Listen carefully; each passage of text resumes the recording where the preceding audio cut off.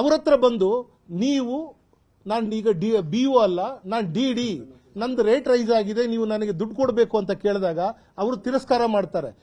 ನಾನು ಬಡ ಮಕ್ಕಳಿಗೆ ಶಿಕ್ಷಣ ಕೊಡ್ತಾ ಇದ್ದೀನಿ, ಅವರಿಗೆ ಜೀವನ ಪೂರ್ತಿ ಅವರು ಇದುವರೆಗೂ ಸಹಿತ 85 ವರ್ಷಗಳ ವಯಸ್ಸವರಿಗೆ ಮದುವೆ ಇಲ್ಲ, ಮಕ್ಕಳೆಲ್ಲ, ಶಾಲೆನೇ ದೇವಸ್ಥಾನ ಅನ್ಕೊಂಡು ಮಾಡ್ತಾ ಇರ್ತಾರೆ. ಆ ಶಾಲೆನ ನೋಡಿ ಅವರು ಬನ್ನಿ ಸರ್, ಇಲ್ಲೇ ಬನ್ನಿ, ರಿಕಾಗ್ನೈಸ್ ಅಂತ ಮಾಡ್ತಾರೆ. ಅಂದ್ರೆ ಅವ್ರು ಹೇಳ್ತಾರೆ, ಯಾಕೆ ಸ್ವಾಮಿ ಮಾಡಿದ್ದೀರಿ ಅಂದ್ರೆ, ನೀವು ನಮಗೆ ಸ್ಪಂದಿಸಲಿಲ್ಲ ರೀ. ಇದೇ BO ಆಗಿದ್ದಾಗ ಅಪ್ಡೇಟ್ ರಿನ್ಯೂವಲ್ಸ್ ಕೊಡ್ತಾರೆ.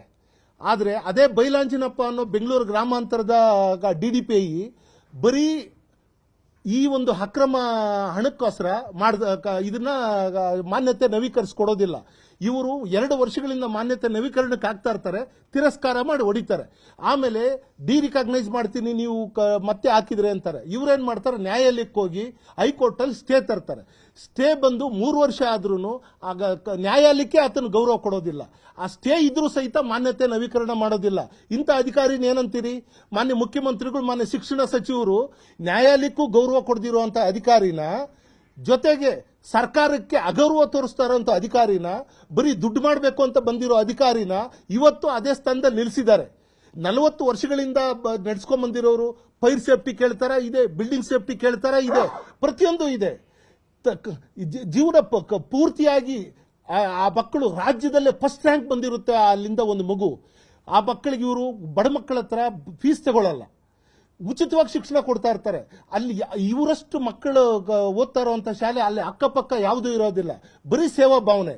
ಇಂಥ ಶಾಲೆನ ರಿಕಾಗ್ನೈಸ್ ಮಾಡ್ತೀನಿ ಅಂತ ಎದುರಿಸಿ ರಿಕಾಗ್ನೈಸ್ ಮಾಡಿರುವಂತ ಅಧಿಕಾರಿನ ಇನ್ನೂ ಸೇವೆಯಿಂದ ವಜಾಗೊಳಿಸ್ತಾ ಅವರಿಗೆ ಪುಸ್ಲಾಯಿಸ್ತಾ ಇದ್ದಾರಲ್ಲ, ನ್ಯಾಯಾಲಯಕ್ಕೆ ಅಗೌರವ ತೋರಿಸ್ತಾ ಇದ್ದಾರಲ್ಲ, ಇಂಥ ಅಧಿಕಾರಿಗಳಿಂದ ಸರ್ಕಾರಕ್ಕೆ ಕೆಟ್ಟ ಹೆಸರು ಬರುತ್ತೋ ಇಲ್ವೋ? ಅದಕ್ಕೆ ಇಂಥ ಒಂದು ವ್ಯವಸ್ಥೆಯ ವಿರುದ್ಧ ನಾವು ತಿರುಗಿ ಬೀಳ್ತಾ ಇದ್ದೀವಿ. ಈಗ ಇಂಥ ಪ್ರತ್ಯಕ್ಷವಾಗಿ ನೀವೇ ನೋಡ್ತಾ ಇದ್ದೀರಿ. ಮಾನ್ಯ ಶಿಕ್ಷಣ ಸಚಿವರು ಅವ್ರಿಗೆ ಹೇಳ್ತಾರೆ, ಮಾನ್ಯತೆ ನವೀಕರಣ ಮಾಡಿಕೊಡಿ ಅಂತ. ಸರ್ಕಾರದ ಪ್ರಿನ್ಸಿಪಲ್ ಸೆಕ್ರೆಟರಿ ಅವರು ಪತ್ರ ಬರೀತಾರೆ, ಮಾನ್ಯತೆ ನವೀಕರಣ ಮಾಡಿ, ನ್ಯಾಯಾಲಯ ಆದೇಶ ಪಾಲನೆ ಮಾಡಿ ಅಂತಾರೆ.